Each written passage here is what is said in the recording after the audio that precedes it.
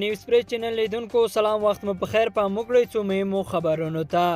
په دوحه کې د بین الافغاني خبرو دوهم پړاو پایل شو د دغو خبرو پایل ته د جنوري 15 یعنی 13 شنبه ټاکل شوی و خو د دوړو لورو مرکچیانو له یوه ورځني ځنډ وروسته پرون چهارشنبه مقدماتي غونډه وکړه د سولې وزارت ویان د ناجیې انوري ویل چې اصلي بحثونه به راتلونکې شنبه پیلیږي اغلې انوري زیاتوي د دواړو لورو ترمنځ د افغانستان د سولې خبرو دوهم پړاو د یوې مقدماتي غونډې په ترڅ کې پیل شو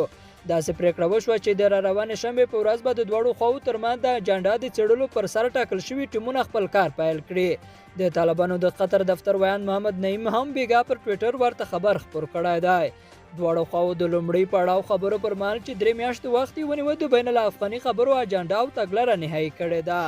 کندوز کې نښتې طالبان لاس افغان سرتیري له ځان سره بیولې دي وسلوالو طالبانو د کندوز ښار پر څو امنیتي پوستو ډله ییز برید کړی دی د راپورونو له مخې طالبانو تېره شپه ناوخته د کندوز ښار په ختیځ کې د حاجي ګلستان قبر او اوبو حوض سیمه کې پر امنیتي پوستو ډله ییز برید کړی دی چې لاس افغان سرتیري وژلي او لاس نورې له ځان سره بیولې دي امنیتي سرچینو رسنیو ته ویلي چې جګړه څو ساعته دوام کړی دی او تر نښتو وروسته د افغان ځواکونو یو کوچنی مرکز له وسلو او تجهیزاتو سره د طالبانو لاس تلوېدلی دی افغان حکومت تر اوسه په دې اړه خپل دریځ نه دی روښانه کړی ولسمشر غني د یوه لوړپوړي پلاوي په مالتیا ننګرهار ولایت ته تللی دی هغه به په دې سفر کې له ځایي چارواکو قومي مخورو او بېلو اکشرو له استازو سره وګوري